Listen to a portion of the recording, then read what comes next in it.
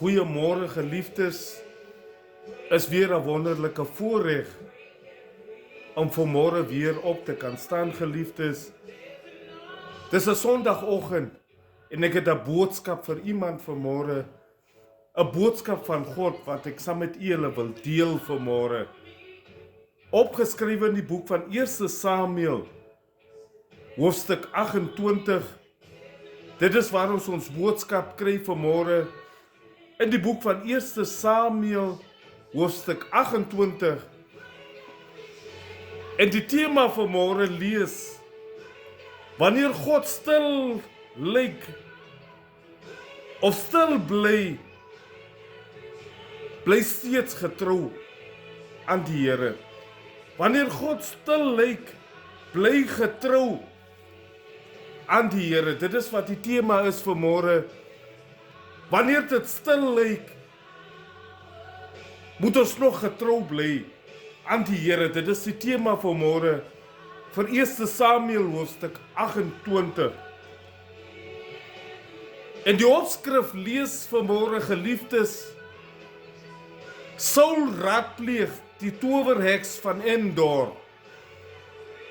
Saul raadpleeg die towerheks van Endor. So geliefdes, die opskrif sê vir ons alreeds wat die inhoud sal bevat vanmôre. Dat Saul 'n towerheks geraadpleeg het. So geliefdes, kom ons hoor hoekom Saul besluit het om 'n towerheks te raadpleeg. Prys die naam van die Here. Ons lees van die 4de versie af wat lees: daarop het die Filistyne bymekaar gekom en ingetrek en 'n laar opgeslaan in Sinem. En Saul het die hele Israel versamel en hulle het laar opgeslaan op Gilboa. Daarop het die Filistyne bymekaar gekom en ingetrek en 'n laar opgeslaan in Sinem. En Saul het die hele Israel versamel en hulle het laar opgeslaan by Gilboa. Daarop het die Filistyne bymekaar gekom en ingetrek en 'n laar opgeslaan, omdat die vyand naby was. Omdat die vyand ook sy laar opgeslaan het. Prys die naam van die Here. Nou as ons kyk na die 4de versie lees dit, of die 5de versie geliefdes, wat sê toe Saul die leer van die Filistyne sien, het hy bevrees geword en sy hart het baie gebewe. Prys die naam van die Here.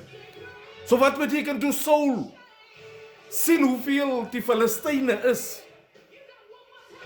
het hy paniek gevange geword, het hy bang geword, het 'n bang gees in hom ingekom. Prys die naam van die Here. Want toe hy sien hoe baie die Filistyne is, het dit hom onmiddellik gebreek.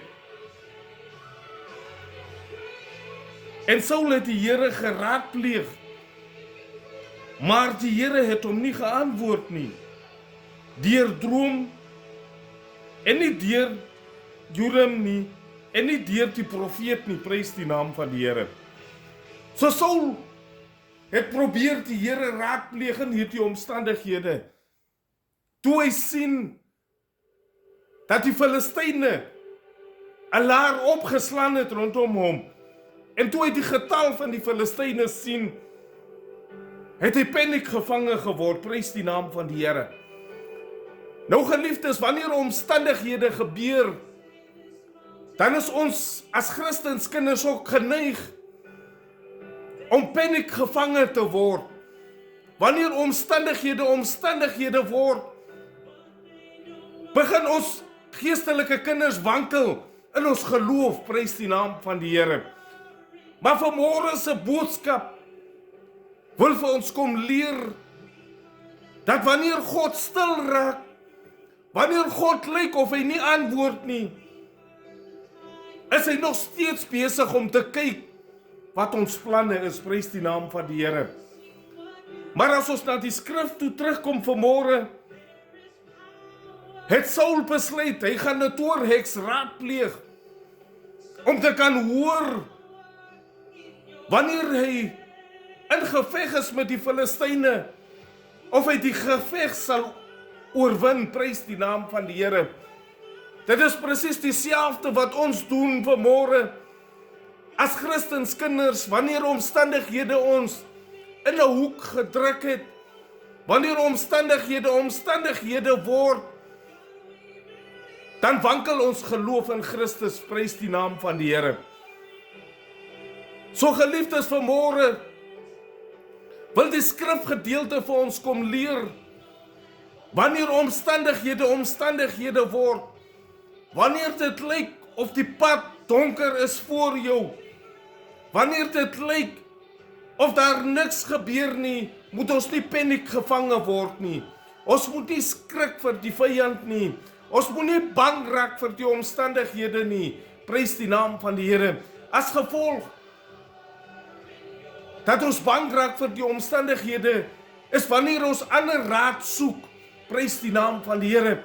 In hierdie geval het Saul raad gaan soek by die toorheks van Endor, omdat God hom nie geantwoord het nie, omdat God hom nie in drome gewys het nie. Maar geliefdes, vandag staan 'n vraag. Wat het gebeur dat die Here Saul nie wou antwoord nie? Wat het gebeur dat die Here nie vir Saul raad kon gee nie? Prys die naam van die Here. Dis omdat Saul nie in die Here gestaan het nie, omdat Saul gevoel het hy sal sy eie weg neem. So wanneer jy by God staan, moet jy by God staan. Maar wanneer jy jou rug teen God draai en jou eie wil inskiet, jou eie weg vat, jou eie dinge doen, prys die naam van die Here. Gebeur dit wanneer omstandighede kom, dat die Here afstand van jou staan en kyk wat jou plan is vir môre.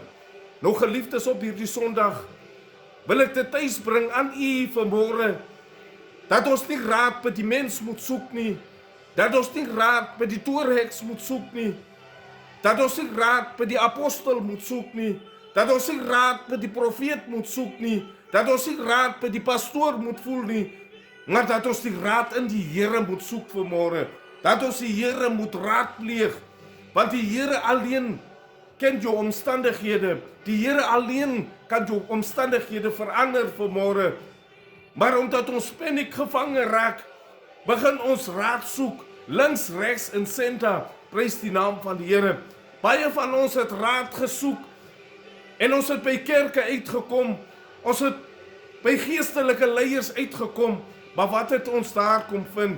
Ons het net meer pyn kon vind, omdat ons paniek gevange was, en dat ons enige raad gesoek het, dat ons net 'n oplossing vir ons probleem gesoek het.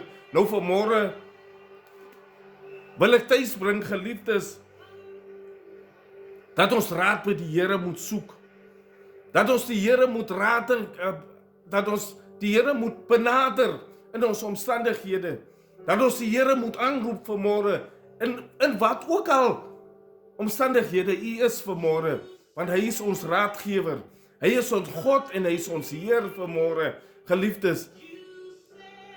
Maar ons beweeg na die teenoorgestelde rigting en soek raad, soos wat Saul raad gesoek het by die toorheks. In plaas van dat hy net tot God kon terugkeer, in plaas dat hy net God kon nader in die omstandighede, sodat God hom die wysheid kon gegee het, prys die naam van die Here. So geliefdes, kom ons soek raad by die Here vanmôre. Geliefdes, ek sê weer, kom ons soek raad by die Here. Net God alleen kan ons die raad gee vanmôre. Net God alleen kan ons omstandighede verander vanmôre. Mens kan nie ander se omstandighede verander vanmôre nie.